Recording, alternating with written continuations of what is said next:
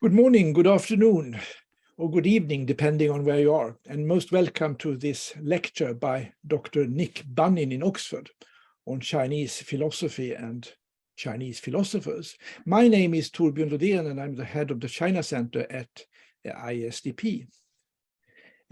Dr. Bunnin's engagement with Chinese philosophers and philosophy during the past 40 years is unique.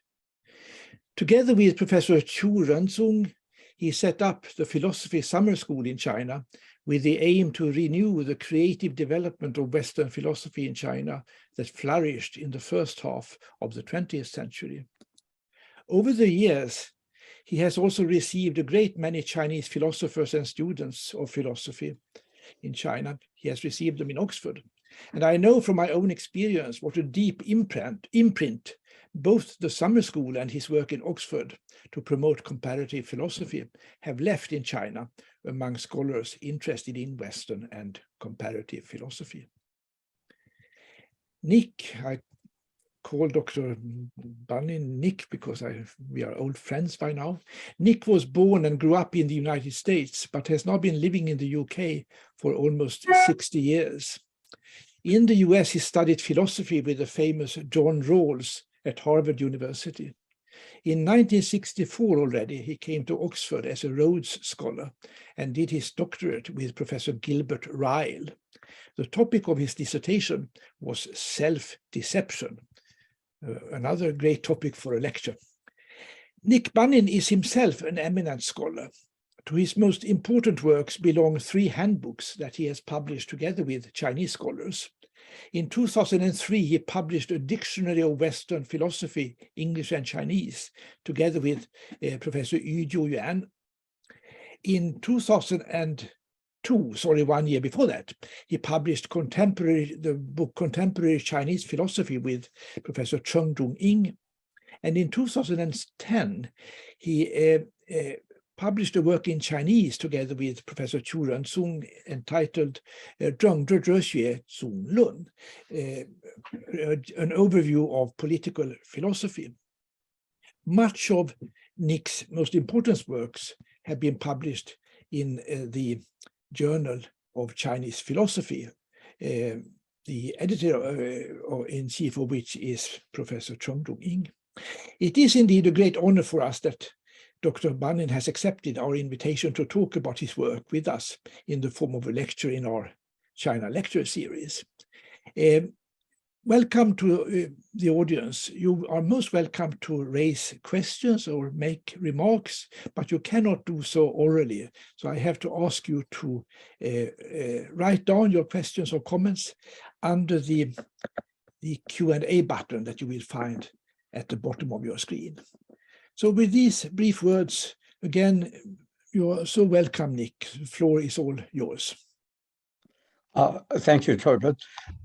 We're old friends as well, and we were involved in discussions in Oxford and in Stockholm about the possibility of democratic development in China, the roots and possibilities in Chinese intellectual life and culture and history.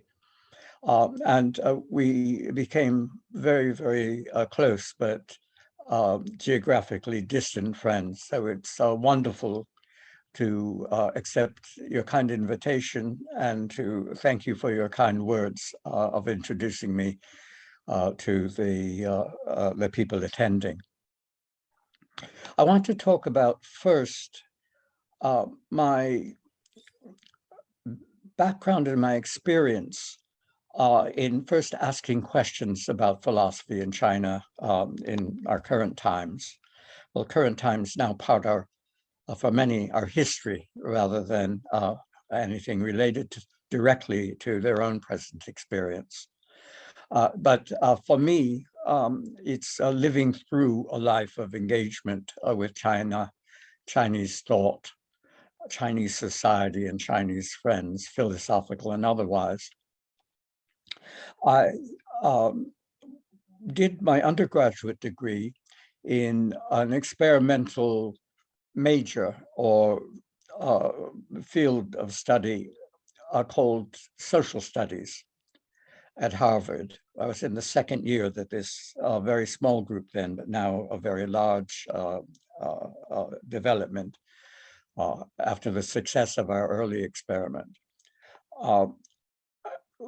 gave the choice for me of studying international relations, industrial societies, or developing societies.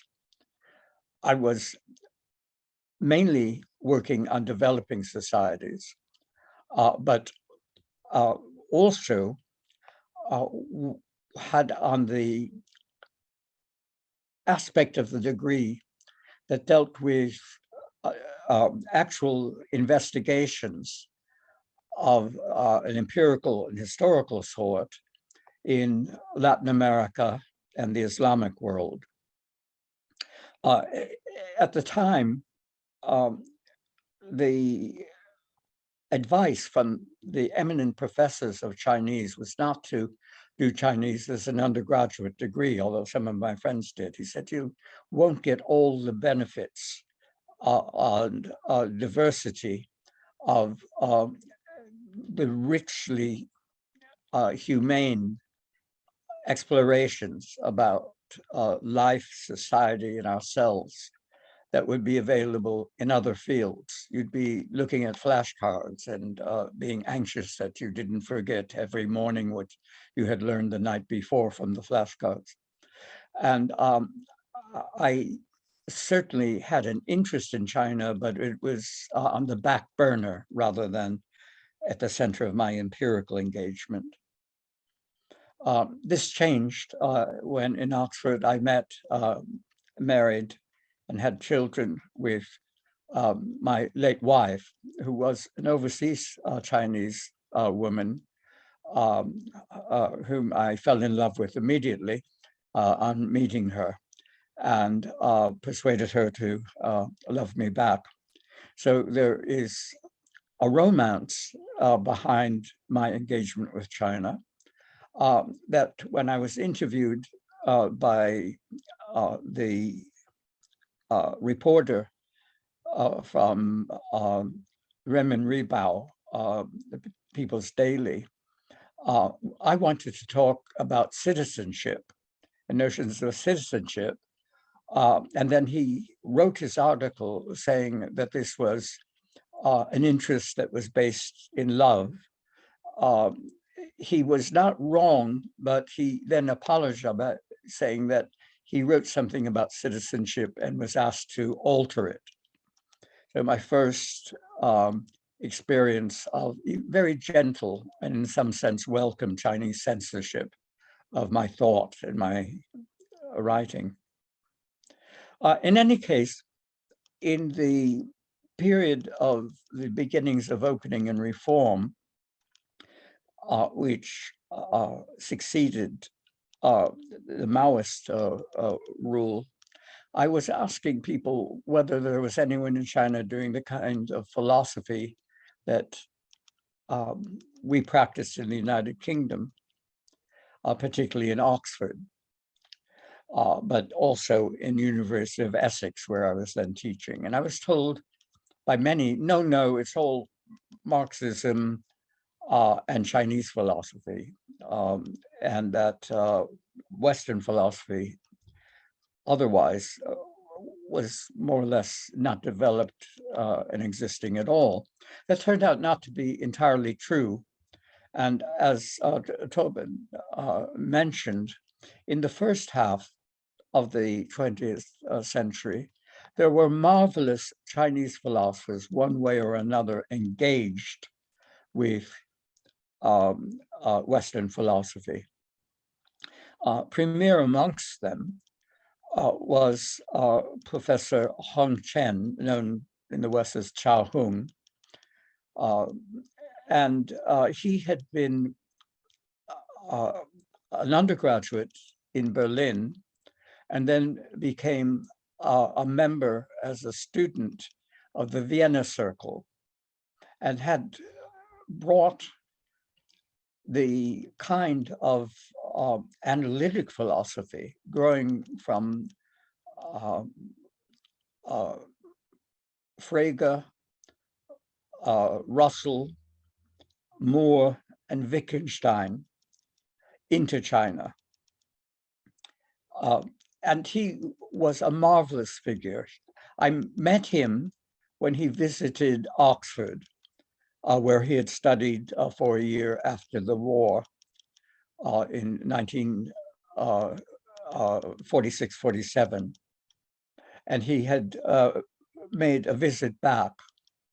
I also met Professor Qiu Renzong, who was a splendid philosopher of science, particularly philosopher of medicine. And both of them were just so impressive, so alive, so full of creativity and interest that I was delighted to engage them and to find out about the earlier flowering of Western philosophy in the beginnings of the 20th century. Of course, I knew of the overlapping visits of Russell and John Dewey, the American pragmatist, and the influence they had in China as well. But this was a revelation to me, and I wanted to pay a visit back to these two particular figures when my wife and I went to Beijing on a family visit in 1986. The family visit was to my brother-in-law, who had a splendid career, which still continues, with economists in China. And he was instrumental in arranging the meetings between outstanding Western economists, Nobel Prize winners, and the most influential figures of the time, but also foreign economists from the Warsaw Pact, who invented and in one case then found fault with market socialism. And these meetings are very, very high-level intellectual meetings where the Chinese economists took the lead, became a model of my own engagement, not wanting to be a dominating figure or a part of a dominating group, telling Chinese philosophers how to do philosophy, but to opening up long blocked engagements to renew the splendid flowering of philosophy, Western philosophy, and its engagement with Chinese philosophers and philosophy.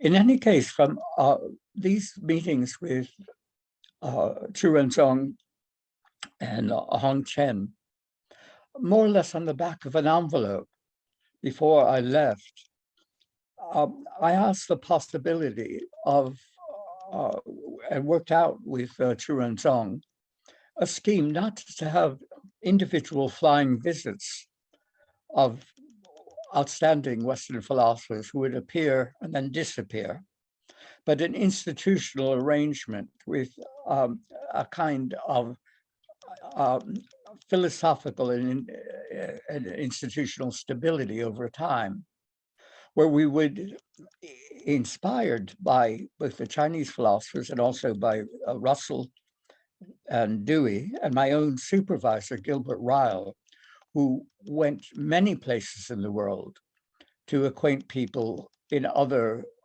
countries and other philosophical domains, the philosophy that he had been so crucial in developing in Oxford.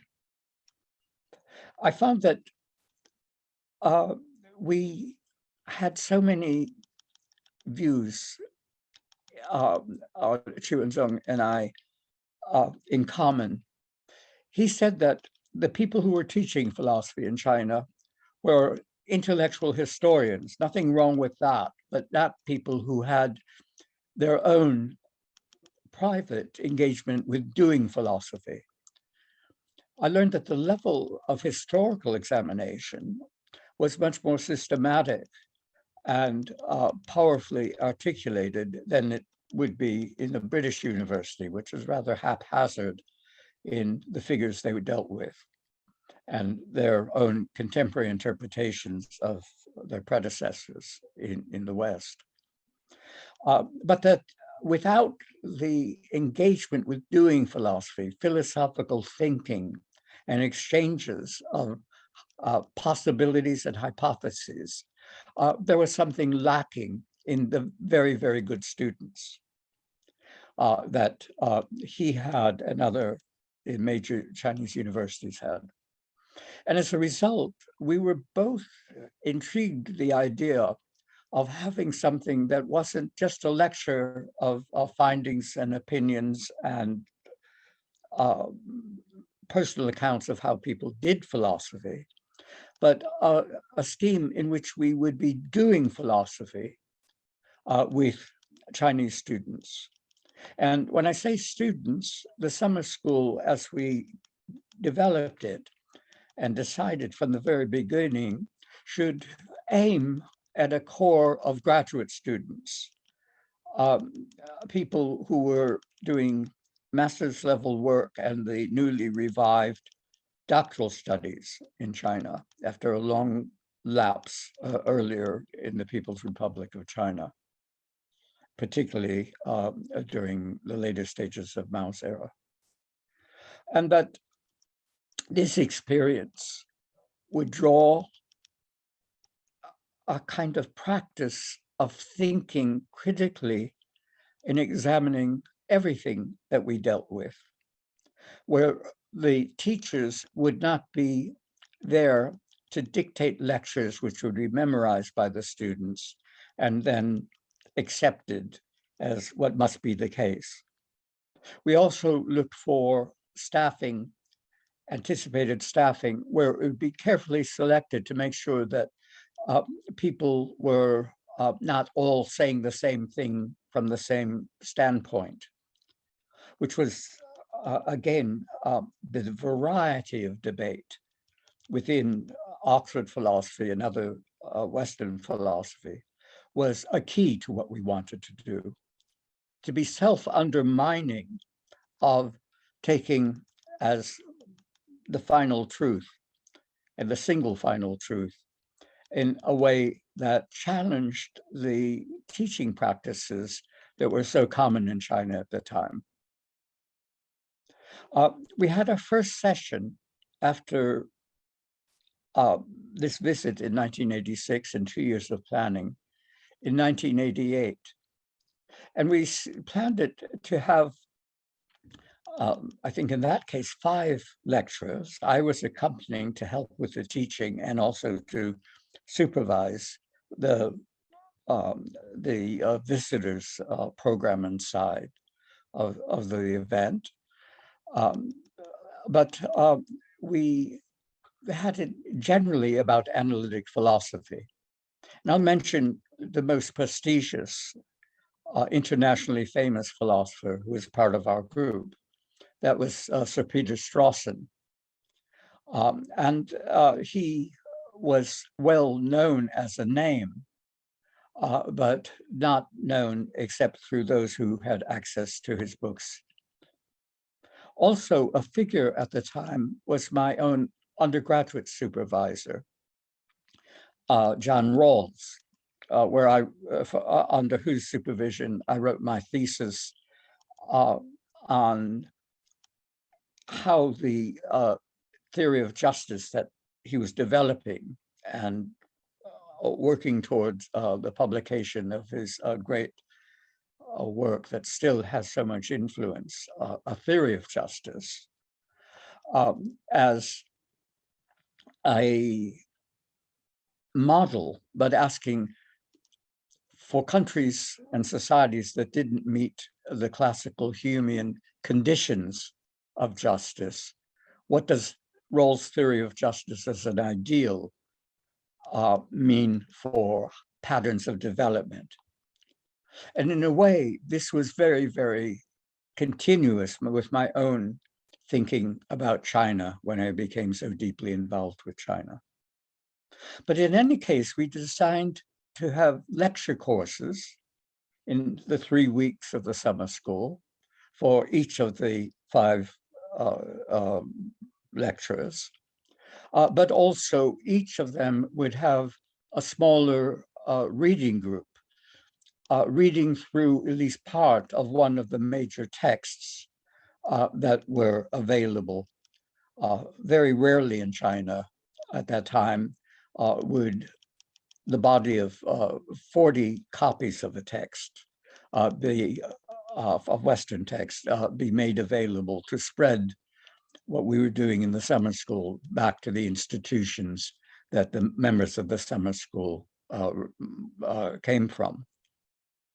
In addition to that, we had a common room for informal discussion, which often was not just exploratory about the own work and studies of the members of the summer school, but also revisited some of the questions that were issues that were raised in the lectures and reading groups. We thought also that we should have a staff seminar where we, by design, wanted people to look at a question or at a bit of text where they had different views or presented different views to make sure that the model of people courteously and in an exploratory rather than a denunciatory way discussed a range of opinions and approaches rather than a solid homogeneous uniformity of views. It was very strange. We were worried that the students would not ask questions except for clarification. They would not challenge what we said. And Qiu Renzong had one of his senior colleagues talk to the students in preparation and said that this institution had different rules, different culture, different attitudes. And instead of accepting and repeating, it was important to challenge. In effect, this worked, having the tradition of doing what your professors say, even if it was not agreeing with your professors, but challenging them. And there was a kind of paradoxical aspect of this. But still, some of the students were very reluctant to do this in a session. Some did, but some didn't. But we found after a very, very hard day, starting at 7:30 or 8 in the morning and lasting till 8 in the evening every day, that the students would then do two things. They would line up outside our individual doors, knocking and then asking their questions. But also they would spend all night talking about one another's work and interests, but also talking about issues which arose.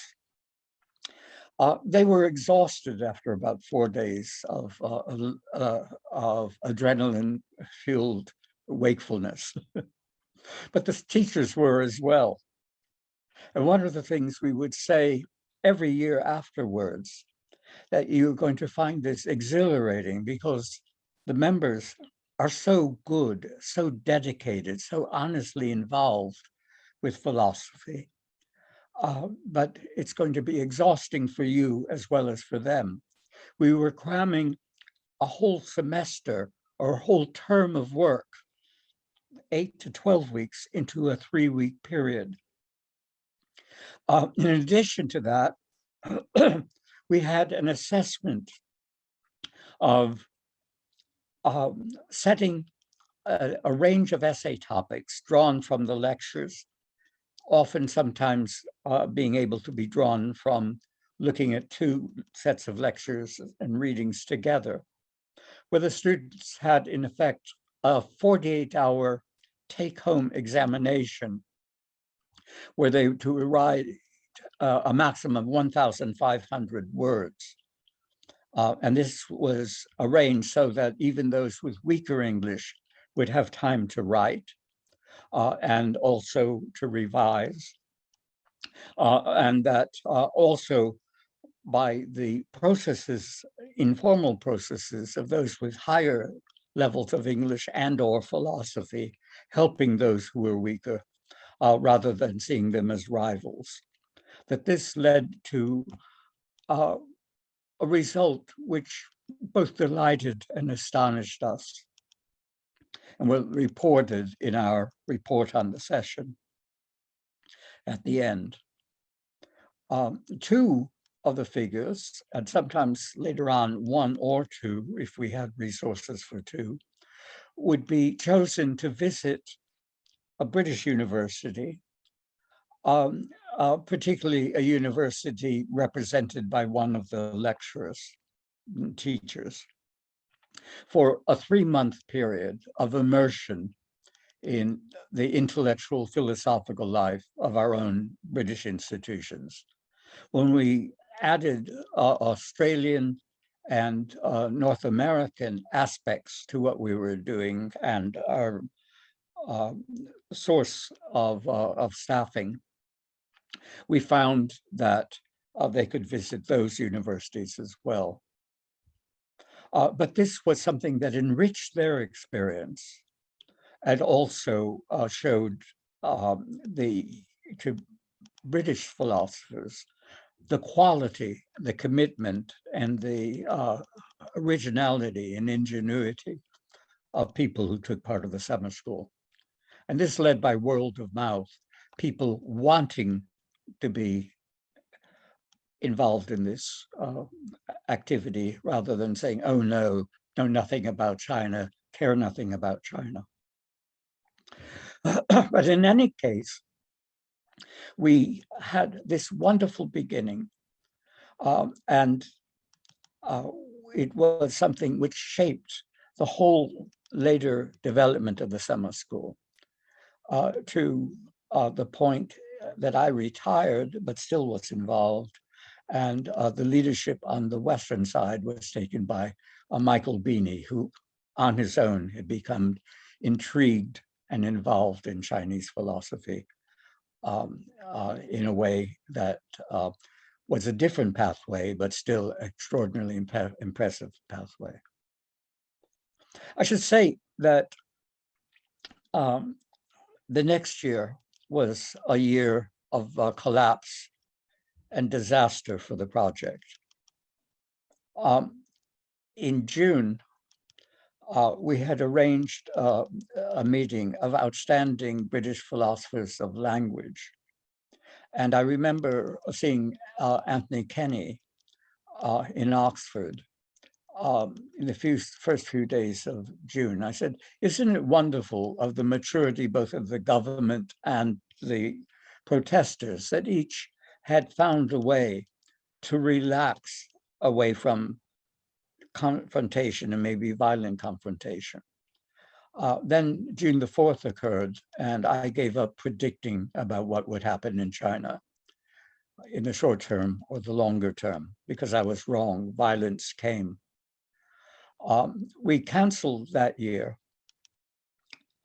We then later decided to cancel the following year, but Ford Foundation invited 3 of us from the summer school to make a fact-finding visit. They thought that there might be possibilities, not guaranteeing that there would be possibilities, but said there might be possibilities of continuing. I went with David Archart, who was in the first summer school, and Jonathan Cohen, an eminent philosopher in Oxford, who was one of the founding committee of the summer school, in March of 1990. And it was like entering a world of Kafka. People who were so enthusiastic about the possibility of reform, thinking in ways that were like the thinking in the United States in the period up to the Constitution, in the Federalist Papers, dialogues, looking for ways of how to either step by step or all at once, to soften and humanize a highly dictatorial regime that was exemplified by the violence after Tiananmen Square. We decided we have certain tests that we would have to be satisfied with in order to carry on. And on balance, after talking to the academics who had organized the summer school, the members of the summer school, also our sponsoring colleagues from the British Council, we decided on balance we could carry on, and had a workshop of 1 week in 1990, and then returned to the pattern of full sessions, which had carried on, with one exception for reasons of public health, until the plague came in early 2020. And since the last session we had under Mike's leadership on the Western side in 2019, the summer school has been suspended. I hope it will be able to meet the conditions we set for carrying on so long ago, as a possibility of carrying on in good faith, with honesty, with integrity, perhaps next year or the year after. I would also like to talk more briefly about our ability, because we were trusted, not to have an unstated program of undermining Chinese governance and leadership, being critical of it, but not with the intention of making it like, as much as possible, the United States or any other Western democracy.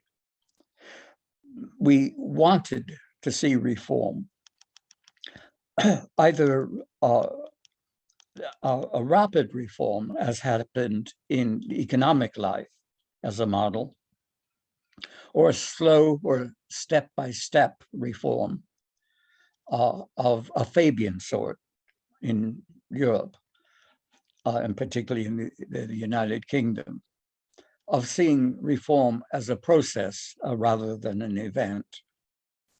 And the academics I was most closely associated with had this anticipation of the possibility and the actuality of reform, but were mainly Fabians, looking for what the first steps might be in terms of establishing relations of trust, or more trust, between the government and the people and the government. The rupture of that trust now is, I think, the greatest and deepest challenge to legitimacy of the government in China. And at that time, we thought that another rupture of revolution was probably not the way to bring democracy to China, but this step-by-step trust building of institutions that worked would be a preferable way. That was the source of the volume of 2010, which resulted from the first of the Ford Foundation conferences, I think in 2001. There was a delay of about a decade before publication of papers from that conference on political philosophy and political reform.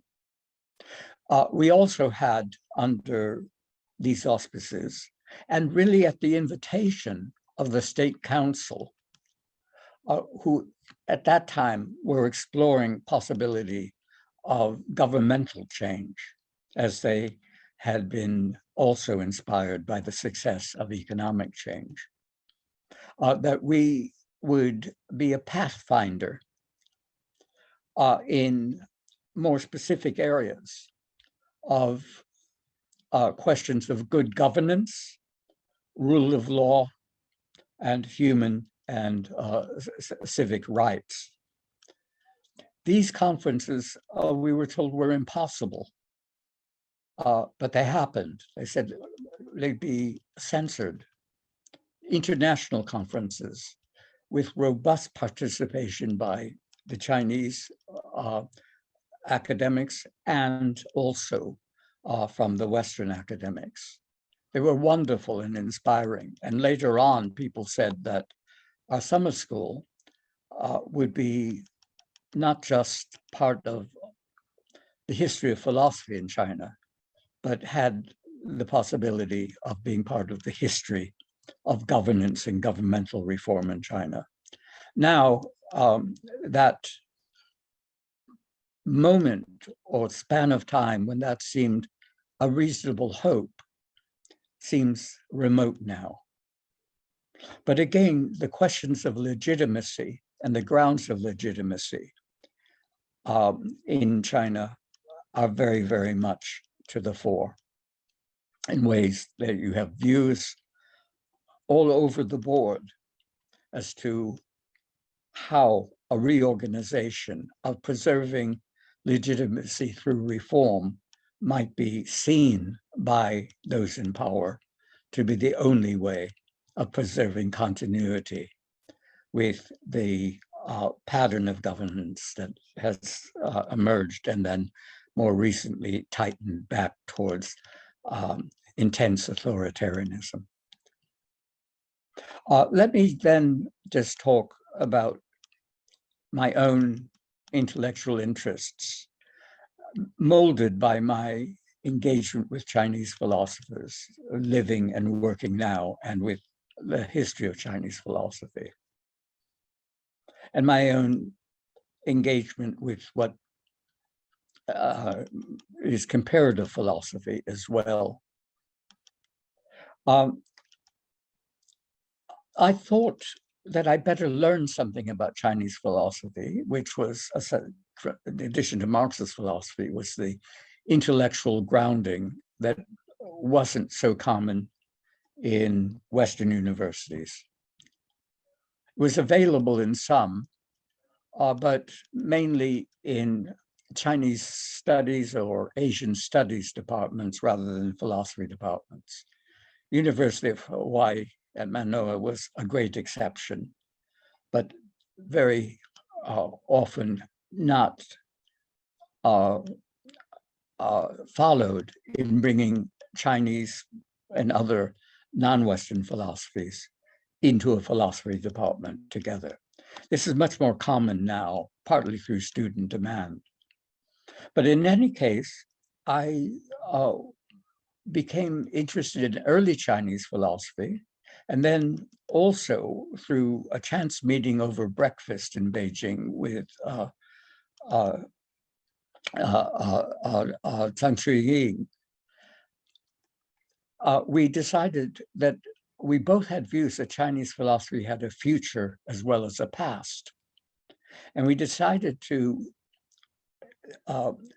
get mainly almost all Chinese younger philosophers to contribute to a volume on contemporary Chinese philosophy, where we also were contributors as well as organizing editors, as a showcase for the talent of the philosophers that we knew, and that we would try to show the vitality and renewed vitality of Chinese philosophy in our own times.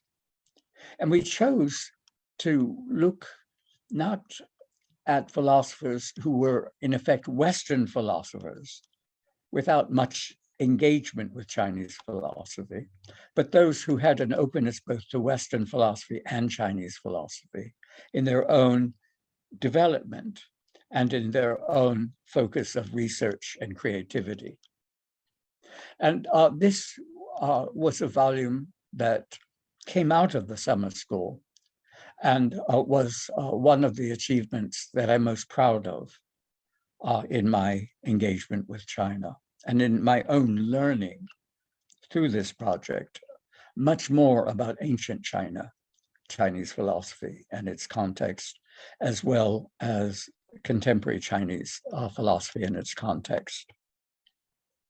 Also coming out of the summer school was the grant that I received from the Leverhulme Foundation to prepare with a research colleague a dictionary of Western philosophy published in English and Chinese, a dual language dictionary. And we had had the thought that this would be the best way of supporting development of philosophy in China from the summer school's initial aims, that would then have the possibility of giving a kind of sense, a platform of translation and interpretation that was well in advance of the dictionary says mere word lists with translation of single words. That also was a major feature of my work with Chinese philosophers and Chinese philosophy. When we came back to the Leverhulme Trust, it was a 3-year grant. And at the end of the 3 years, I said, here's the English manuscript of our dictionary. We still need after time in order to work out the Chinese translation and to vet it for uniformity and stability of interpretation. And they were astonished. They say, for these kinds of projects, we give grants for 3 years, but usually the fruit of the project occurs a decade or 2 decades afterwards. They were very puzzled that we were able to do it, but working with Yuji and sharing an office for a variety of reasons, sharing 12-hour days, starting at 7:20 in the morning and ending at 7:20 in the evening. We would take breaks for our own philosophical discussions and for lunch, but very often I would work through the lunch break, and Zhi Yuan said it wasn't healthy for me to do that. He would urge me to take a lunch break as well as our talking breaks. But anyway, it was such a delight, a grueling delight to achieve that.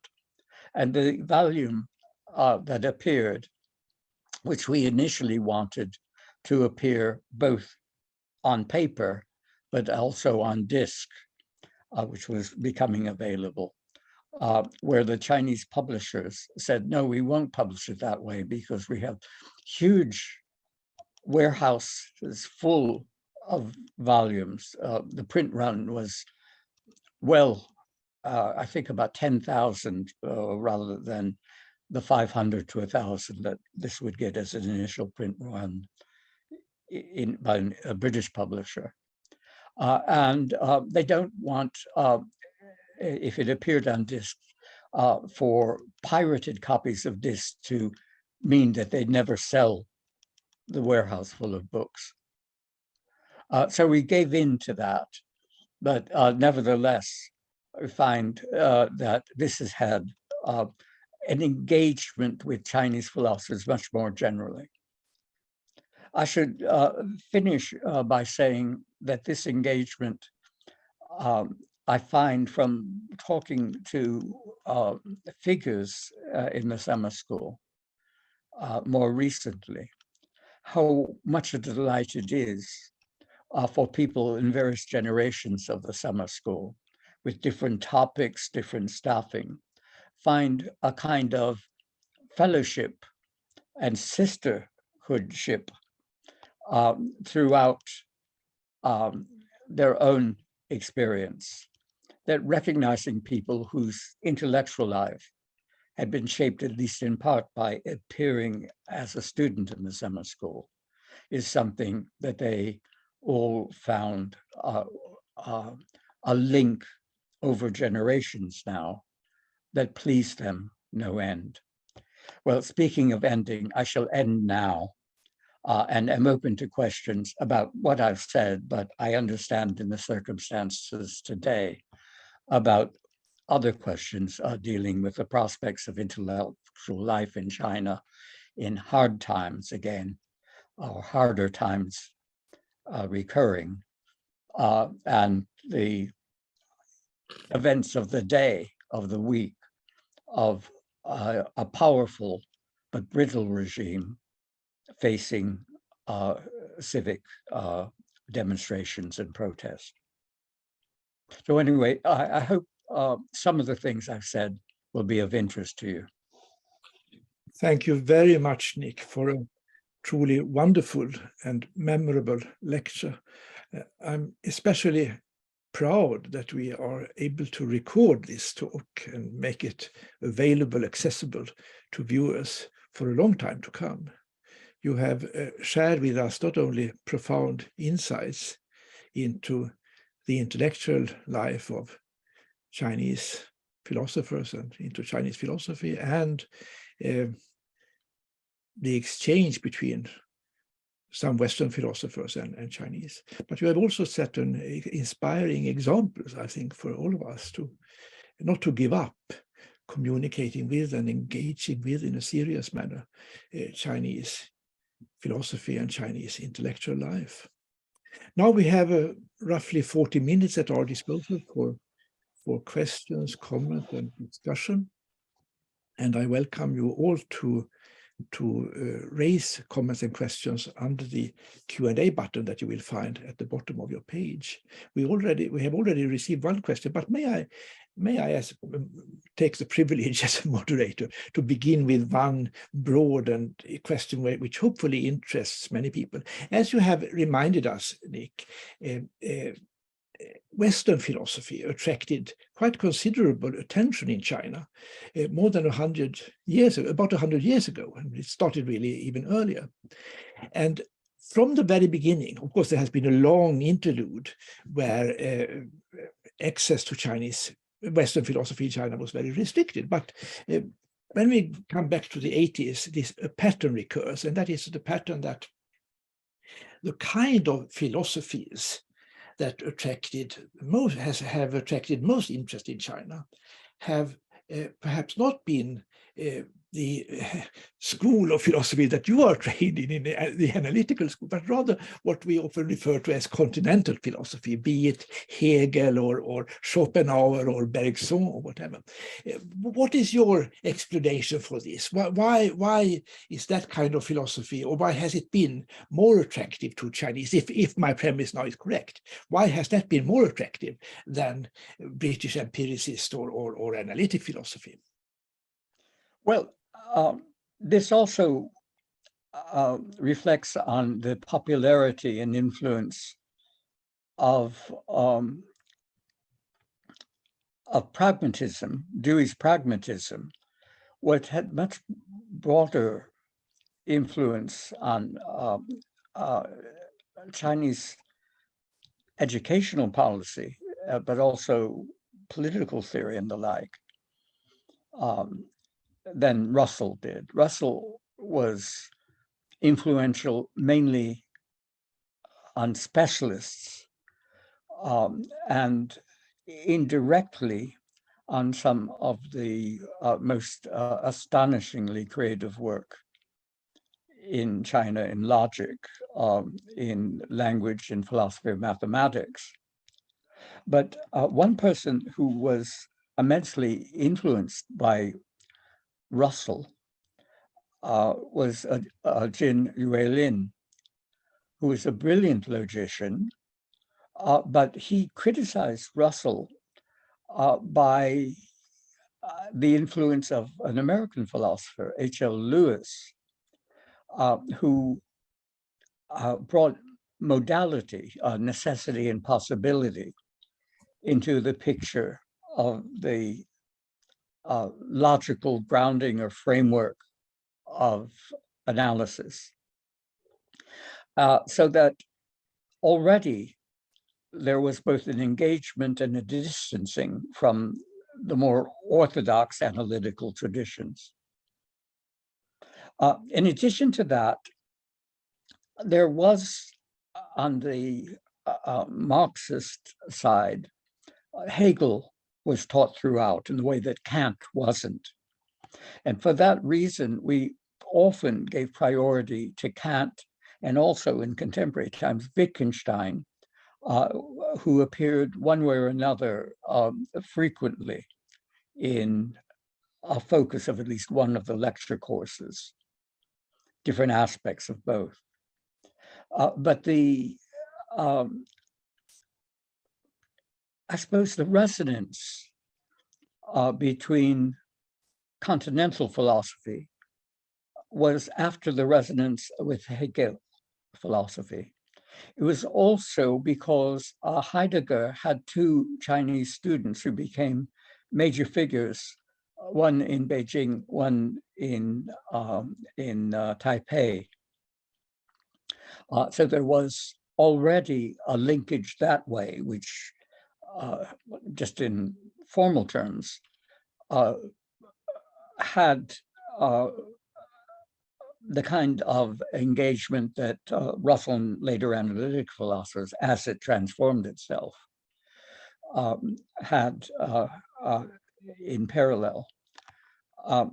Hong Chen, whom I mentioned, because he had superb German, in the time that I knew him, he was somewhat fretful. He wanted to talk about Frege, Russell, Wittgenstein. He gave me a photocopy of one of the few papers that in the Cultural Revolution was preserved of his long correspondence with these figures. It was a paper that Russell sent him. But he was asked to supervise people because of his German working on Heidegger.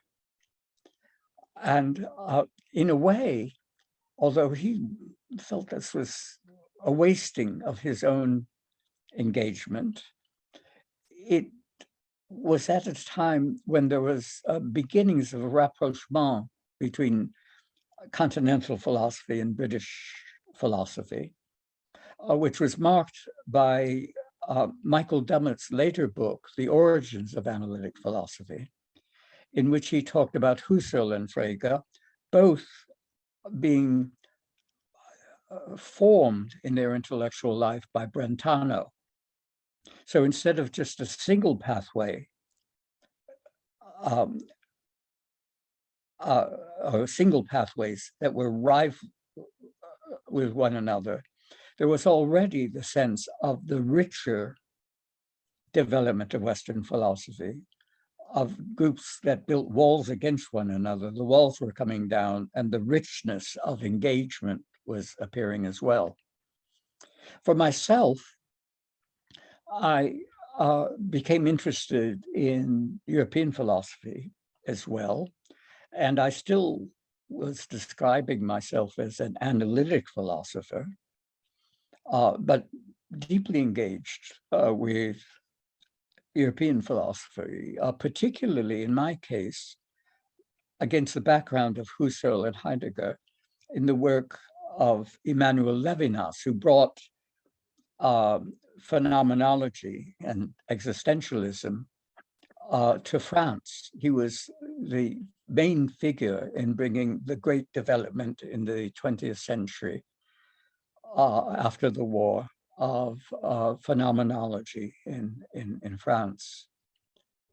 So that these internal pathways of engagement within Europe and the United States also was a way of marking the possibility of engagement between Chinese philosophy of various stripes and European philosophy. So it's not clear to me what I should be saying about this, but there are reasons that my own philosophical life has changed gear.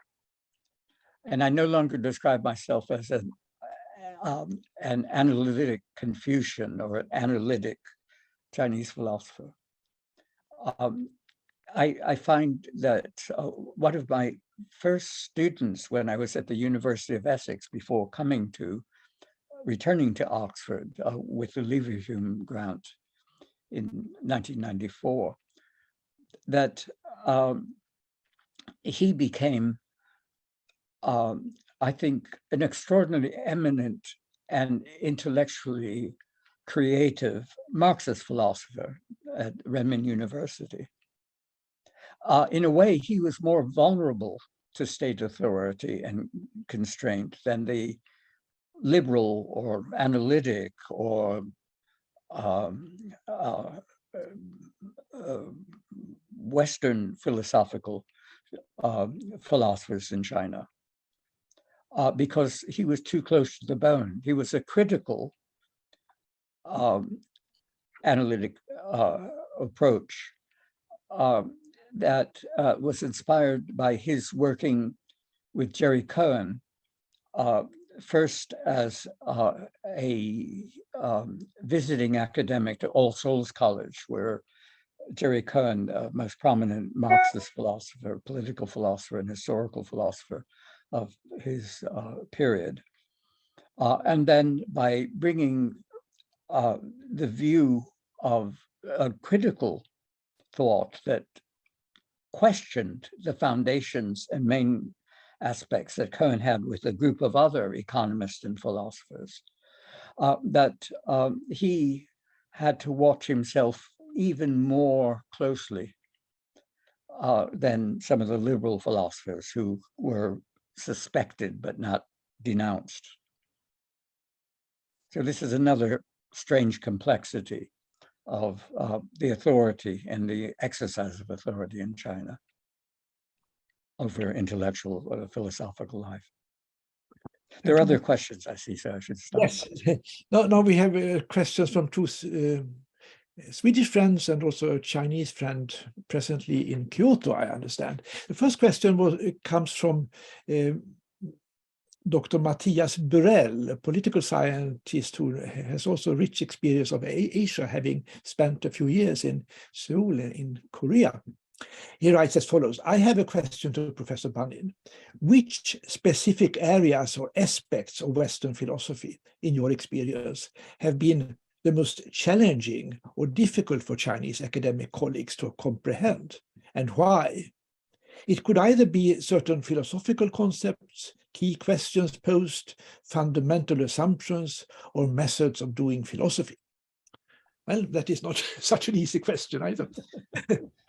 Well, my answer is that not for everyone, but not just for odd individuals, there are people who could absorb and respond over the full range.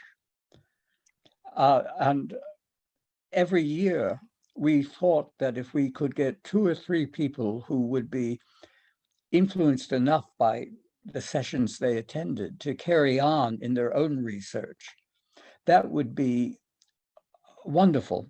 And in fact, it always happened. There are not people who said that, well, this is very interesting, but has no influence on me. It had a sense of drawing people in over enormous range of topics.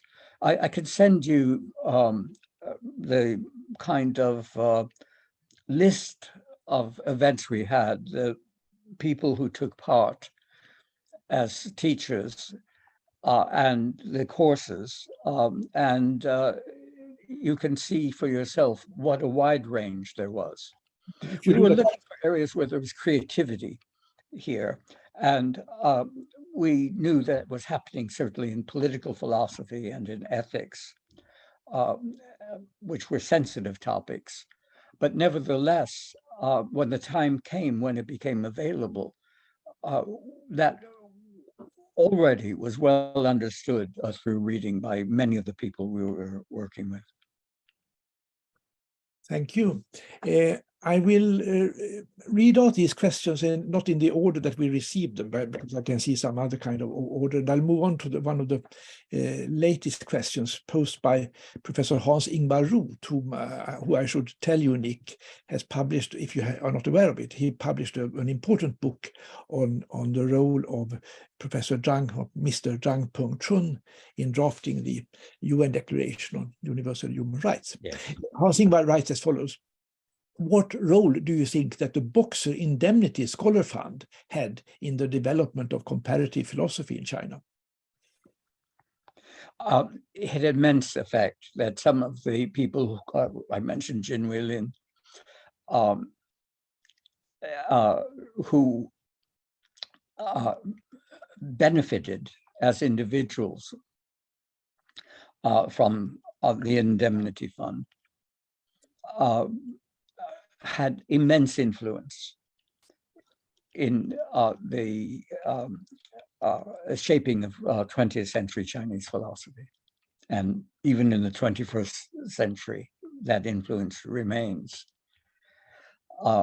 And the other aspect that also seems to me very important is when the Japanese invasion caused internal migration of academics and intellectuals in Beijing and Tianjin, first to Sichuan and then to Kunming, where people weren't able on the whole to bring their books with them, but it was an immensely creative time, and some of the finest and most important works were written in the times of national peril and possibility of national defeat. Under those very trying circumstances, the creativity of the philosophers and other academics who moved away as far as they could within China from Japanese occupation was an exemplary role of continuing one's intellectual life, intellectual commitments in frightening, imperiling circumstances. Thank you. And the next question comes from Dr. Börje Ljunggren, whom you may have met. Börje served as Swedish ambassador to China for several years and is today one of the leading scholars and commentators on contemporary China. Börje writes as follows: the current Chinese leadership does not recognize the universality of human rights. How have you experienced that change? Well, it's very odd because China signed up to these things. It seems to me it's another aspect of the leadership perplexed with their own legitimacy. And when 2 decades ago and afterwards, it seemed that the leadership was looking for what kind of reform would be possible in the structure of the system, and to reinforce and develop their legitimacy. Certainly the turn to ancient Chinese philosophy and Confucianism, which was quite remarkable when Xi Jinping gave his lecture in the Great Hall of the People, not mentioning Marx, but repeatedly mentioning Confucius with some important insights into Confucian philosophy, but blanking out ones which would be a source of challenge. That was one of the tropes. The leadership, I think, if it could relax away from its own sense of its own peril or brittleness of its authority. Just one second. Hello, I'm in a Zoom call. I will get back later. Sorry. This seems to me really the deep question. We had one of our outstanding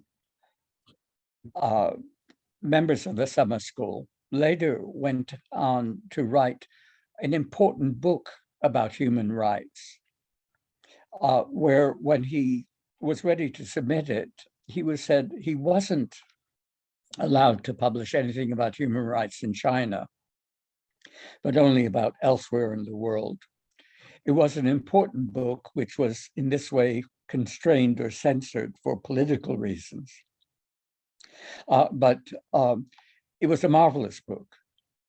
And certainly those who are interested in political philosophy have maintained an interest and engagement with human rights and human rights theory, both the history of the development of human rights, also the engagement with the Bill of Rights, which was added to the American Constitution as a kind of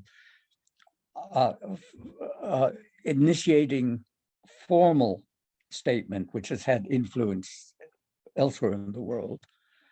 Also, after the war, the development of human rights as an essential part of governance in the defeated Axis powers. All of these things are part of the history and also part of the initial constitutional pattern after the establishment of the Republic of China. So I think I would say that this is a political stance that might ease with time. I hope it does, because it seems to me human rights are very important. One question that we asked, again, in a kind of a Fabian mood, here are the human rights, which are the most important? And then another question, which are the most important to bring into the living constitution as a step-by-step development from fundamentality to a wider range of rights. Thank you. Now I move on to a question raised by Professor Wang Xiaolin, who was my colleague at City University of Hong Kong for a few years, and who is now at the Kyoto University in the philosophy department there. Xiaolin writes as follows: "Thanks for your great talk. Can you talk about your interpretation of renmin in modern Chinese political discourse, renmin people?" Yes. Because here in Kyoto University, a project of philosophical studies on we, W-E, we, involved in the discussions of we are people in different cultures and nations. Your comment will be most appreciated. Well, again, I'm very interested in the notion of Ren as not only descriptive of men and women both, but also as the key or most fundamental virtue in the account of virtue or power in society and in individuals. And that also is an aspect which is important to understand in talking about we. Sometimes the question of who are we and who are they,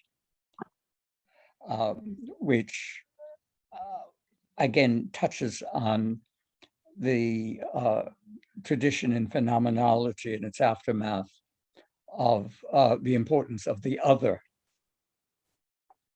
But also just talking about we, it seems to me that historically it was a contested concept, in that Sun Yat-sen's thinking, in constitutional thinking, it first was the Han Chinese and Han civilization.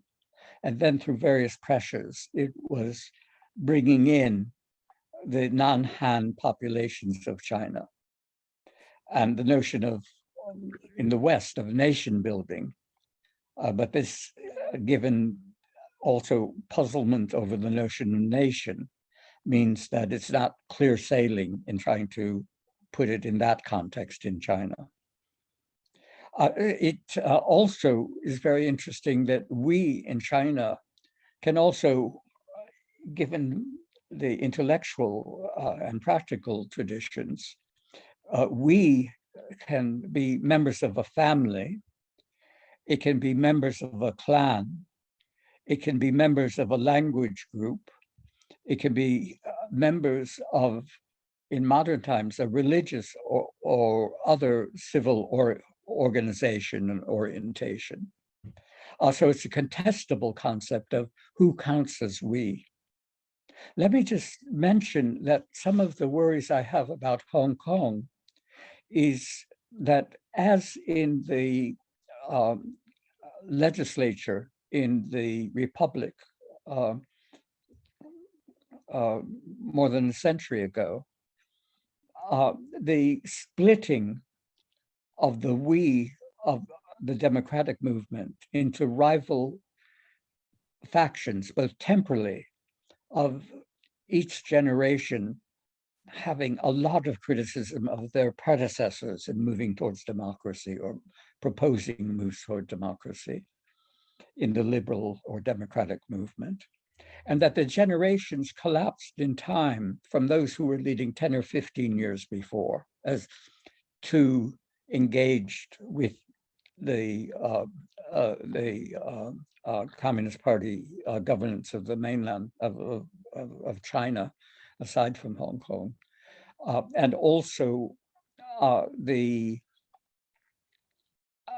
sense of distancing within the democratic movement from those important and quite noble predecessors, to its even being a generation of a few years of a wave of reform, or even at the same time, not having a broad front, but deep internal criticism of one another. In the groups that I met of Hong Kong academics and activists when they visited Oxford.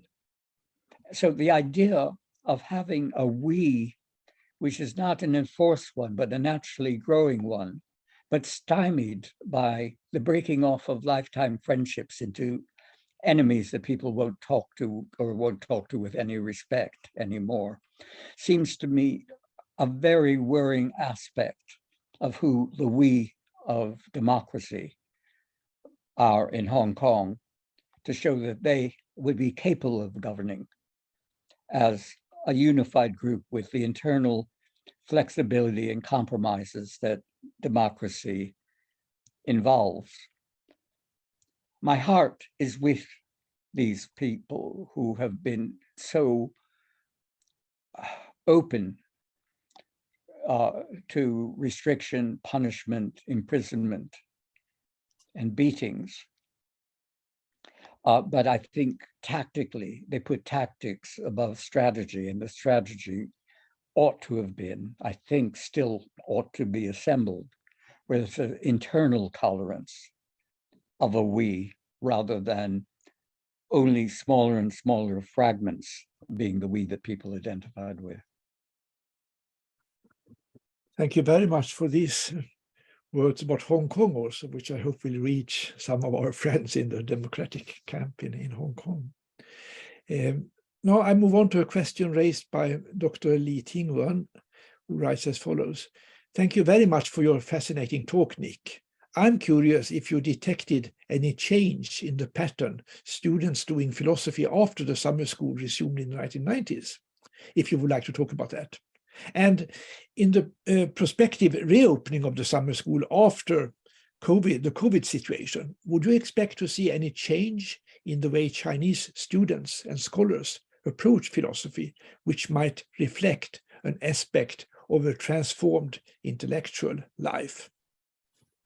Well, it's very difficult to say. Let me say, first of all, that if we can't have a quick check of whether it makes sense to carry on, or circumstances would mean that instead of an open selection of students according to capacity, there was a political test of being only, in quotes, patriotic students having access to the summer school, I would be inclined to say we can't carry on. Having other ways of intellectual communication until that constraint would be relaxed. I would also say that it's not either a matter of only collecting dissidents or potential dissidents.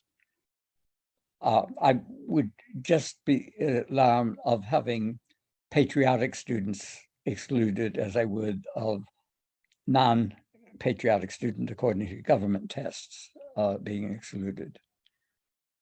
I also wouldn't be happy if people were only going through the motions. Also, if they stepped out of line in any way, and given the surveillance that has blossomed, that there are many ways in which people might be fearful of saying or doing things in the summer school. That would be satisfactory for me either. It would be essential that it follows the philosophical demand of following argument and insight wherever it leads, whether to popularly accepted or governmentally accepted consequences and outcomes or not. That the idea of, in effect, making people who disagreed heretics, which has been so bloodily common in European intellectual life, were to be brought into China. Again, that seems to me a catastrophe I don't want the summer school to be part of. Nevertheless, I'm hopeful that maybe the tests broadly can be met. I'm not a perfectionist, I'm an imperfectionist. I think that things that are all right but not ideal are livable. Let me say that when we published in 2010 the volume, that one of the major contributors was under surveillance and constraint by Chinese authorities because of his movement from his own initial area of philosophy to political philosophy and history of the Cultural Revolution, an oral history project that he foresaw would be necessary to retrieve and maintain records of opinions that wouldn't be in the official history of the Cultural Revolution from state authorities. He was excluded from the volume, and I was very worried about this. I wrote to him and I said, what I could do is I could say the volume shouldn't be published, or I don't want my name associated with it. And he said, in reply, don't be foolish. These people are stupid. That the other papers are such that it's enough to show the field of cultivation that was involved in this conference, and that I would encourage you to carry on with it.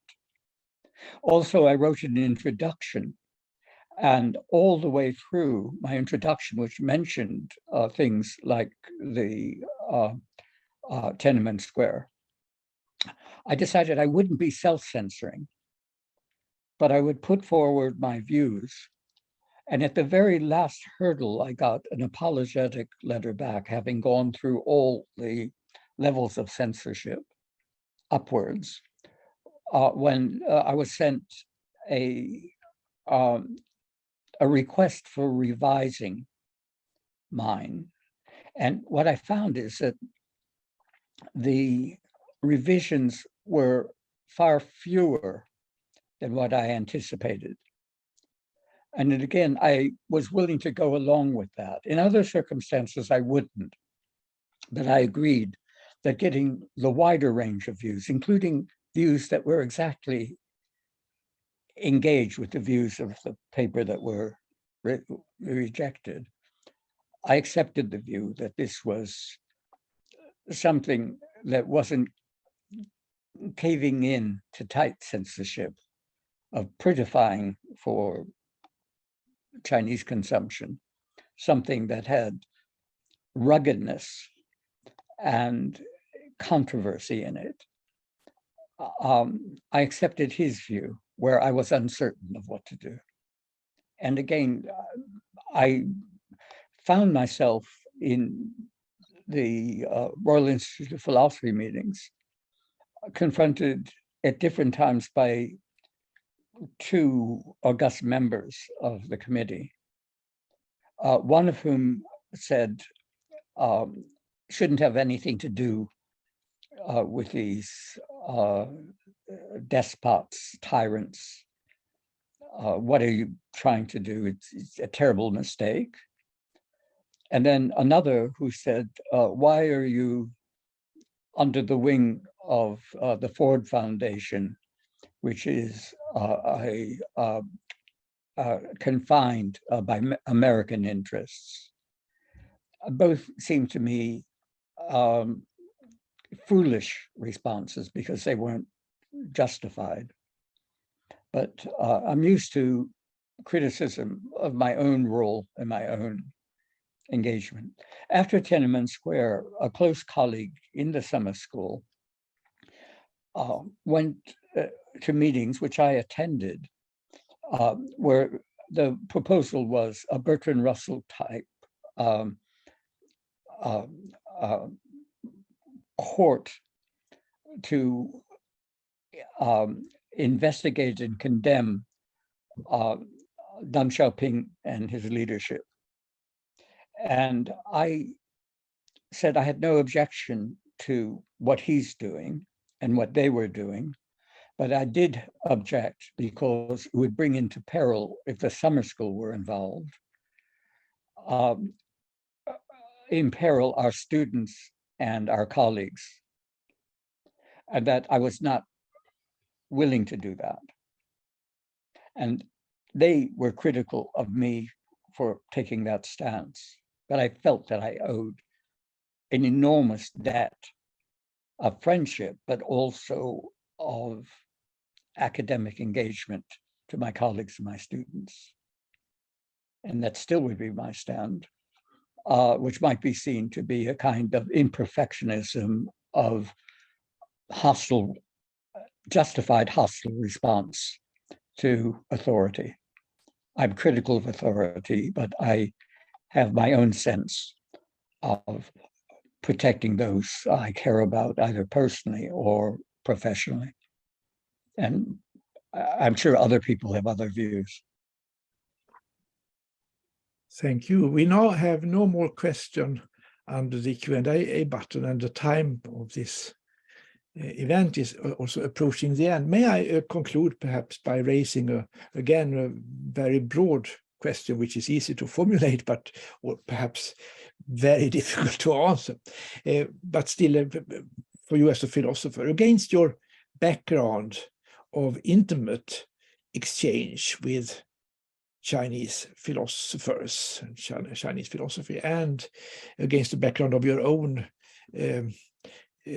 training as a philosopher originally in the analytic school, what would you say would be the main areas in which contemporary Western philosophy, or Western analytic philosophy, I don't know how many people nowadays call themselves analytical philosophers, maybe much fewer than earlier, but still, in what areas do you think that this tradition could mainly benefit from exchange with, from learning from the philosophical traditions? I deliberately use this word in the plural, the philosophical traditions of China. And in which ways do you think that, have you discovered that Chinese scholars and intellectuals, philosophers, would mainly benefit from reading more about philosophy in the Western analytical tradition?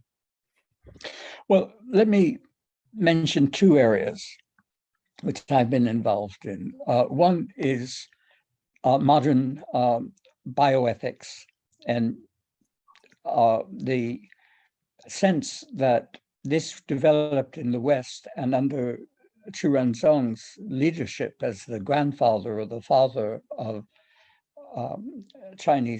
contemporary Chinese bioethics, that it was clear from the beginning that in terms of the people we were working with, it was engagement rather than mentorship. And this is an area of great central importance with changing technologies having to do with life and health in China and the West. And this seems to me an exemplar of dealing from a basis of equal maturity, equal insights from different perspectives, cultural perspectives. That seems to me one area. Also, my engagement with political philosophy and ethics is a more humanistic engagement rather than science-based engagement. And I also think the way in which the notion of scientific socialism, giving the authority of expertise over popular opinion in the configuration of power in China, can be questioned. The slogan, Mr. Democracy and Mr. Science, that the first major leader of Communist Party, both can be seen as to what extent they're compatible, to what extent one or the other should take priority. And my view is that if you follow this not from a science-based philosophical orientation, but from a humanistic-based scientific orientation, you get all the depth, the complexity, the vulnerability, and the possibility of innovation and achievement to the fore, rather than a scientific philosophy model. In the summer school, we were careful in two respects: generational respect of those who were teaching. We wanted each year to have someone of immensely well-deserved international reputation, but we also wanted to have people on the way to that, possibly, but also younger philosophers near the beginnings of their career. The other, we would try to have a movement back and forth between more technical philosophy, a philosophy of science, philosophy of language, and the like, and more humanistically oriented philosophy.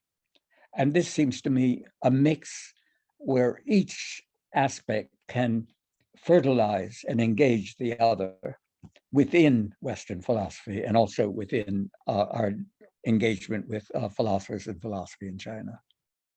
So these would be areas certainly having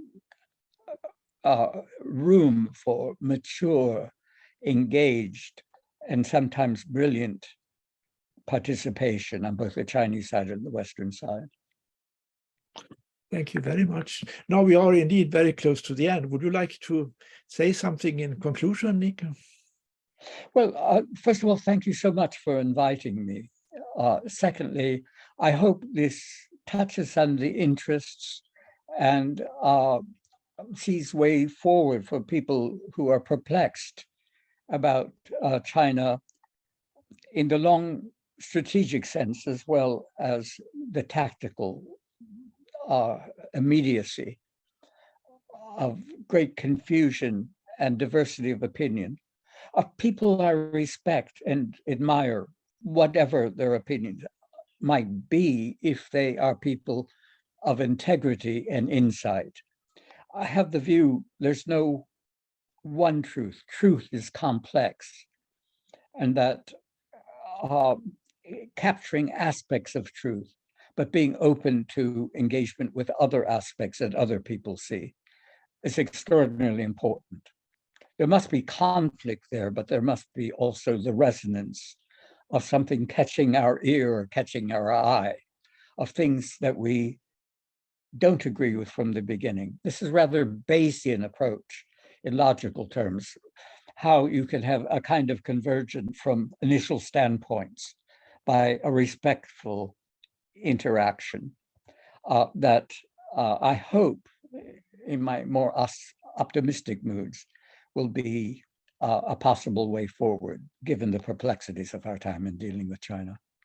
Thank you very much. And maybe we can say that this approach also has a Confucian flavor. In the words of Indeed, Confucius, it does. Jünse hör Butung. Exemplary persons can maintain harmonious relations, although they differ.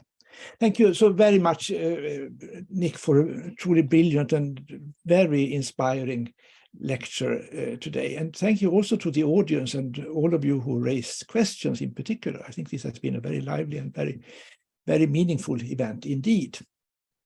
I hope to see you soon again. The Stockholm China Center will have its next event tomorrow when my colleague, Mr. Jingbo Jin, who is now in Taipei, will moderate a seminar on the results of the local elections in Taiwan, a topic quite different from today's, but still connected to it and also an interesting topic. Again, thank you so much to all of you. Hope to see you soon again. Goodbye. Bye-bye.